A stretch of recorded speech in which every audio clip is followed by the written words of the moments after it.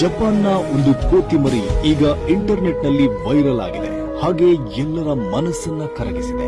ಈ ಕೋತಿ ಮರಿಯ ಸ್ಟೋರಿಯನ್ನ ನೀವು ಕೇಳಿದ್ರೆ ನಿಮ್ಮ ಮನಸ್ಸು ಮಿಡಿಯುತ್ತೆ. ಜಪಾನ್ನ ಒಂದು ಝೂನಲ್ಲಿ ಈ ಪಂಚ್ ಅನ್ನೋ ಕೋತಿ ಮರಿ ಹುಟ್ಟುತ್ತಾ ಅದು ತನ್ನ ಅಮ್ಮನನ್ನ ಕಳೆದುಕೊಳ್ಳುತ್ತೆ. ಬೇರೆ ಕೋತಿಗಳೆಲ್ಲ ಅದನ್ನ ದೂರ ಮಾಡುತ್ತೆ. ಸಾಮಾನ್ಯವಾಗಿ ಕೋತಿಗಳೆಲ್ಲ ತನ್ನ ಗುಂಪುಗಳೊಂದಿಗೆ ಹಾಯಾಗಿರುತ್ತೆ. ಆದ್ರೆ ಈ ಪಂಚ್ ಕೋತಿ ಮರಿಗೆ ಯಾವುದೇ ಪ್ರೀತಿ ಸಿಗುವುದಿಲ್ಲ.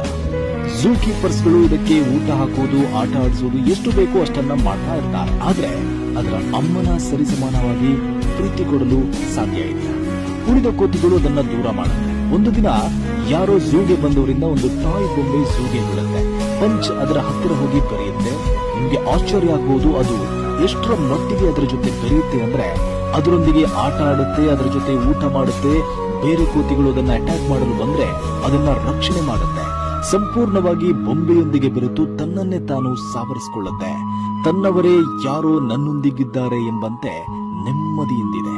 ಅದೇ ರೀತಿ ನಮ್ಮ ಜೀವನದಲ್ಲೂ ಹೀಗೆ ನಾವು ಒಂಟಿಯಾದ್ರೆ ನೆಮ್ಮದಿಯಿಂದಿರಲು ನಮ್ಮವರು ಅಂತ ಯಾರು ಸಿಗ್ತಾರೆ ಅಂತ ಯಾರಿಗೊತ್ತು ಅಲ್ವಾ?